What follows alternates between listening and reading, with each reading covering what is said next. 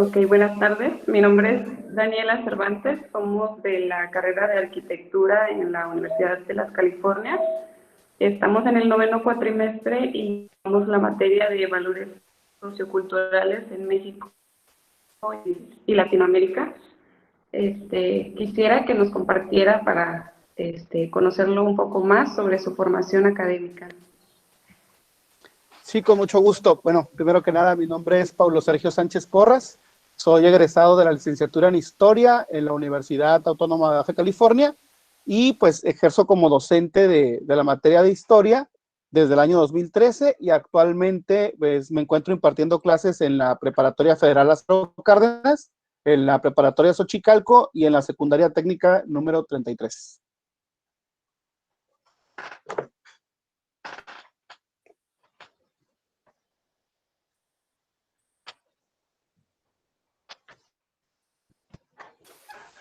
Daniela, tu micrófono está apagado. Gracias. Ok, bueno, pues ya para entrar en el tema sobre la conquista, pues estábamos comentando entre nuestros compañeros y nuestro docente que siempre hemos crecido con la mentalidad o con esa idea de ser los vencidos, de ser como, de vernos del lado vulnerable. ¿Qué nos podría aportar usted o qué opinión tiene sobre esa manera en la que nos han inculcado de ser como...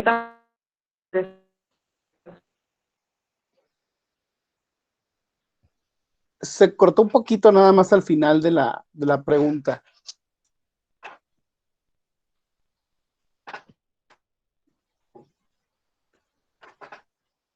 Pero partiendo de esta visión del vencido, pues sí hay que remontarnos un poquito a los inicios de la Guerra de Independencia. Desde antes de 1810 se dio esta ruptura entre el pensamiento del criollo, que se sentía pues descendiente de estos peninsulares que conquistaron, pero pues producto de las reformas borbónicas que entraron a partir de 1765, al criollo se le comenzó a desplazar y comenzaron a ponérsele cada vez más barreras para tener participación en la vida política de la Nueva España. Y entonces pues viene este desencantamiento donde uno pues ya no se siente español, ¿no? El criollo ya no tiene pues ese vínculo con la jerarquía más alta y entonces tiene que recurrir al pasado prehispánico, ¿no? De los pueblos originarios.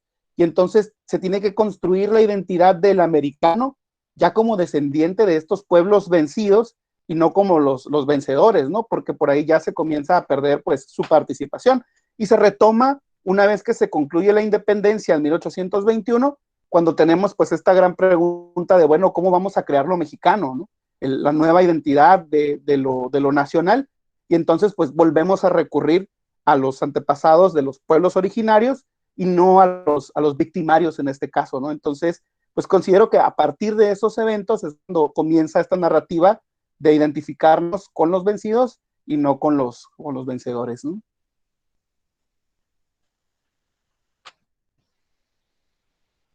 Muchas gracias. Mis compañeros van a continuar con las preguntas.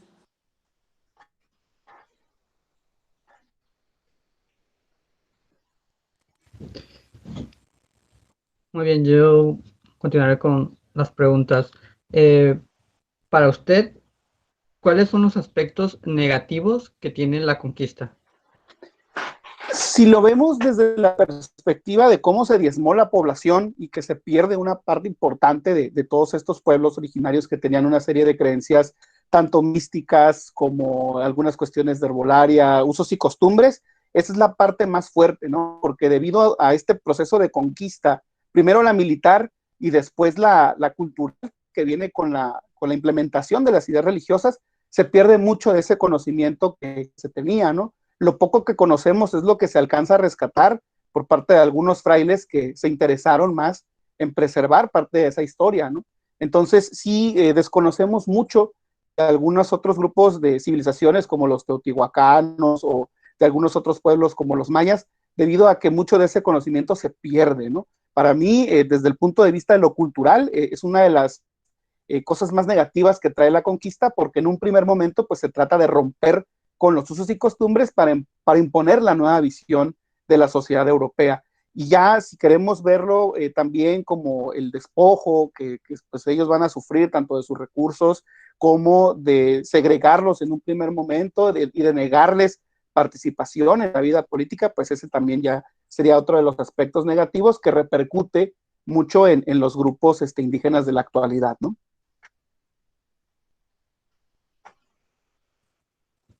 Muy bien, gracias. Y la siguiente pregunta es si nos puede mencionar algunos de los aspectos positivos que tuvo la conquista. Hay dos cosas que podemos rescatar. La primera, en cuanto a las nuevas técnicas de producción, desde el sentido del trabajo de la tierra, desde la minería también, que casi no se desarrollaba tanto, la inclusión de nuevas especies en estas nuevas, bueno, en estas sociedades que cambian mucho con la dieta de los antiguos pueblos originarios. Y de la otra parte, que considero es la más relevante o de lo que podemos rescatar en esa etapa, es el mestizaje cultural que se da con el encuentro con estos españoles, ¿no?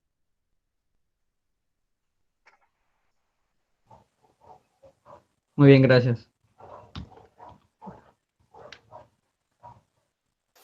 Bien, bueno, yo continuaré. La siguiente pregunta es, pues usted sabe que a raíz de la conquista hubo una nueva cultura producto de la mezcla entre los españoles y los nativos de Mesoamérica, llamada mestizaje.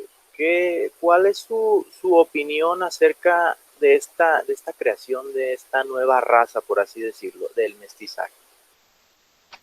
Como mencionaba anteriormente, considero que el mestizaje es de los pocos aciertos positivos que se pueden rescatar, debido a que es lo que nos da la identidad del día de hoy, ¿no? Muchas de las costumbres que tenemos, los estilos para hacer algún tipo de cosas, la inclusión de algunas tradiciones que consideramos muy mexicanas o que identificamos con lo mexicano, poniendo un ejemplo, el caso de las peleas de gallos, que cuando son estas fechas del mes patrio, el palenque es una de las cosas que le llaman la atención a todos, ¿no? Y que lo conocemos como lo mexicano, es algo que llega de las comunidades asiáticas, que vienen con esta necesidad de la mano de obra en las minas, ¿no? O incluso este otro imaginario del mexicano que siempre trae su pañuelo, siempre con estas figuras en la bolsa trasera y que es para, pues, ahí secarse durante las labores y que identifica mucho a los jornaleros del centro sur, también es algo que llega por parte de estas comunidades, ¿no?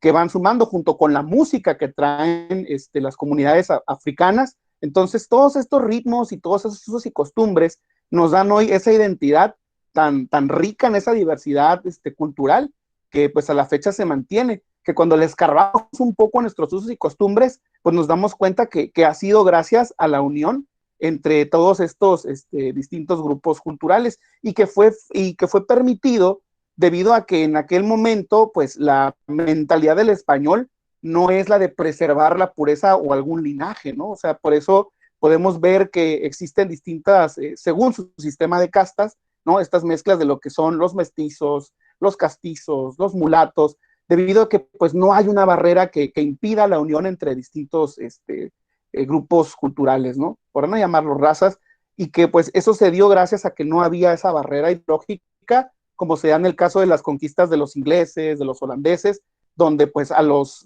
pueblos originarios los condenaron en reservas y pues los dejaron segregados y lejos de esa civilización. Entonces, el mestizaje, le decía, es uno de los aciertos que podemos recuperar gracias a que a la fecha lo podemos ver, ¿no? Lo podemos todavía identificar en los distintos estados de la República. Ok, muy bien. Sí, desde luego, pues es algo positivo cualquier cosa que enriquezca mucho más la cultura. Eh, y bueno, como hay aspectos positivos, también hay negativos y que vienen hasta nuestros días. Uno de ellos viene siendo el racismo. Hablando del racismo en nuestro país, ¿usted cree que el racismo tuvo orígenes de la conquista desde esos tiempos? Claro, en los tiempos de la conquista, a pesar de que tenemos el mestizaje, a pesar de que existen todos estos grupos, pues fuimos víctimas de un sistema de castas que manejaban los españoles en donde, de manera general, pues es una jerarquía, ¿no? Donde dependiendo tu origen es que tanto puedes crecer en esa civilización. Sabemos que, pues, vamos a decir, la jerarquía más alta siempre fue el español peninsular, el que venía de Europa. De ahí el criollo, que pues era el de padres españoles que nació en América, y de ahí nos vamos a lo que son los mestizos, los indígenas, los mulatos, y vamos a encontrar, dependiendo para ellos, lo que consideraban la clase o la raza más baja, pues es los límites que les ponían, ¿no? Desde negarles la educación a nivel universitario, negarles puestos para el que podían estar preparados y que tenían las competencias debido a su origen. Y fue una cuestión que la tuvimos, pues, los 300 años de conquista. Y ustedes saben que cuando algo como este está tan arraigado en la mente colectiva o en el imaginario colectivo, perdura aunque el sistema sea diferente, aunque tengamos un gobierno distinto, es una costumbre que desgraciadamente perdura, ¿no? Y que después de ver la historia del siglo XIX, donde tenemos estos conflictos entre liberales y conservadores, donde todavía se está luchando por mantener esas jerarquías, pues es lógico comprender por qué esa parte del racismo o de la segregación está tan marcada en el mexicano. Cuando hablamos de construir nuestra identidad, nos vamos inmediatamente a los pueblos originarios, pero si estamos hablando de legitimar a lo mejor nuestros privilegios, pues inmediatamente nos identificamos con algo más. Entonces, todo viene debido a este sistema de castas que pues nos obliga a ser racistas técnicamente, ¿no? Entonces aquí, para defender tu puesto, tienes que hacer menos a los grupos que consideres inferiores, ¿no? Y pues si nosotros nos enfocamos en los proyectos actuales, todavía las comunidades indígenas han sido excluidas y no se le da mucho seguimiento por darles tanto apoyo como para ayudarlos a integrarlos por completo en los proyectos de gobierno. No llamarlos civilización, pero todavía no tenemos como que cuesta trabajo reconocerlos como mexicanos también. En el imaginario es algo que a la fecha perdura y que pues se lo debemos desgraciadamente a ese sistema de castas en el cual pues fuimos prácticamente adoctrinados para ser así, ¿no? Sí, muy bien. Y bueno, antes de pasar a las siguientes preguntas, pues también como comentario adicional que pues esa admiración hacia lo extranjero que se tiene, pues viene desde esos tiempos de la conquista, ¿no? Que inclusive pensaban que eran dioses los españoles y todo eso, y pues es algo que pues lo vemos tan actual, pero pues eso viene desde mucho antes de preferir lo extranjero a veces y hacer menos lo propio. Sí, para eso nada más hay que limitarnos a ver los cánones de belleza que tenemos y pues distan mucho de los pueblos originarios, ¿no? Ya son otras visiones que han traído, pues ya visiones extranjeras, ¿no? Bueno, ahora yo tengo otra pregunta. A lo largo de los años, por ejemplo, no sé, en la primaria, secundaria, todo eso, los libros que nos han mostrado, ¿usted cree que cuentan con información falsa o se nos ha mentido en algo respecto al tema de la conquista? Cuando inicié mis estudios en la universidad, sobre todo en este asunto de la licenciatura de historia, esa era una de mis dudas, ¿no? ¿Qué tanto se nos mentía en la escuela, sobre todo en la secundaria, que es cuando todavía está muy marcado el discurso nacionalista? Y ahora que estoy del otro lado impartiendo las clases y que tengo el contacto con esos libros, pues más que mentiras, es la narrativa que se maneja en esos textos pues, oficiales de la bendita SEP, ¿no? Donde lo que se busca es, pues en esta construcción de lo mexicano, pues sí, pintar a lo mejor algunos enemigos para que entonces esta visión de los pueblos indígenas que sufrieron en esa conquista, pues sea un poco más o más emotiva en los jóvenes que consumen ese tipo de literatura. Pero cuando nosotros revisamos y lo comparamos con otras investigaciones, nos damos cuenta que más allá de que sean mentiras, es el discurso que se maneja, ¿no? En el que a lo mejor se engrandecen a los personajes o se exageran algunas situaciones, de nuevo moviendo esas emociones en las nuevas generaciones que son más propensas a creer ese tipo de discurso, pero más que nada es eso, ¿no? Es cuál es el objetivo de la SEP al momento de que se nos da ese material. pero poniéndole un caso así concretito, ¿no? Cuando nos decían que pues Hernán Cortés fue alcalde de Veracruz, pues ahí la narrativa nos dice que pues él llegó, se instauró ahí para poder tener libertad. Él nunca se declaró alcalde y nunca fue reconocido como alcalde. Se le da el título de capitán general para que pueda explorar y conquistar, pero en aras de construir este discurso de que era una figura de autoridad, quizá es la palabra que ellos utilizan, ¿no? O a lo mejor exagerar la cantidad de hombres que venían con él, ¿no? Decir un gran ejército, cuando eran 500 soldados nada más. La conquista nos dicen los españoles, pero tampoco enfatizamos en que tuvieron aliados indígenas como los tlaxcaltecas o los del pueblo de Cholula que lo ayudaron. Entonces, más que nada es cómo se construye el discurso. Lo importante es que a medida que se va creciendo, que se va avanzando en estas etapas y llegamos a la educación media superior, pues ahí nos vamos dando cuenta pues esas cosas no sucedieron tal cual, ¿no? Y nos quedamos con nos mintieron, pero más que nada es la finalidad del discurso, ¿no? Muy bien, alargando un poco más la pregunta, pues, ¿cree que de alguna manera daña esto? ¿Usted lo considera como historiador? O sea, ¿cree que está mal cómo nos narran ese tipo de cosas? Comprendo que en la etapa básica, entendiendo lo que es primaria y secundaria, es necesario para crear una identidad nacional, porque entendamos que pues esta sensación de sentirse mexicano, pues cada vez no es tan fuerte como antes, y comprendo por qué siempre vamos a decir, idolatran estos momentos o ciertos héroes. Considero que es necesario en ese momento de la preparación de un estudiante, pero la manera en la que ha sido ejecutada no es la más adecuada, ¿no? Se enfocan a lo mejor en personajes que cuando los estudiamos más nos damos cuenta que tienen más vicios que virtudes, ¿no? Entonces, pues ahí donde viene la desilusión y donde uno se siente timado por esos textos.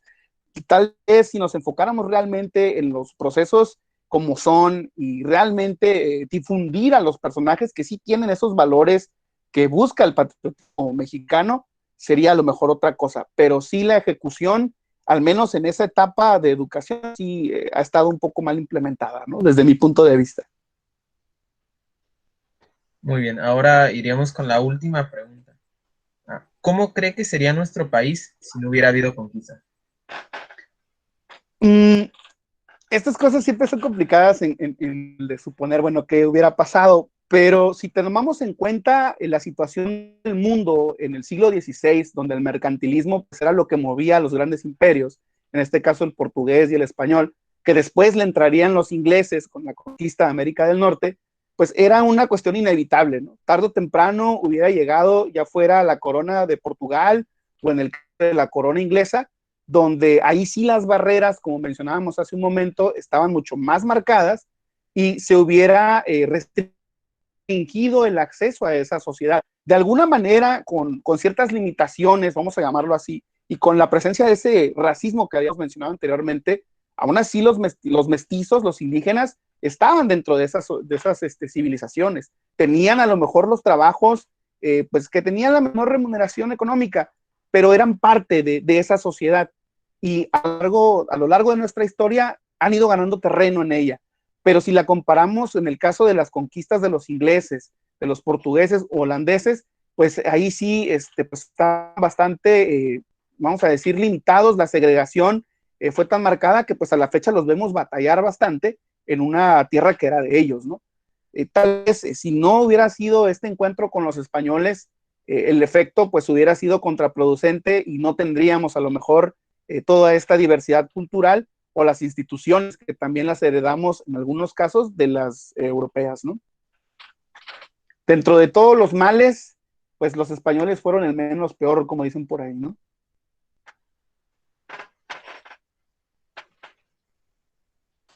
Bien, profesor, y hasta aquí llegaría el final de la entrevista. Mi equipo y yo le agradecemos mucho que se haya tomado el tiempo y la atención de concedernos. No, Sí, no, yo encantado, encantado.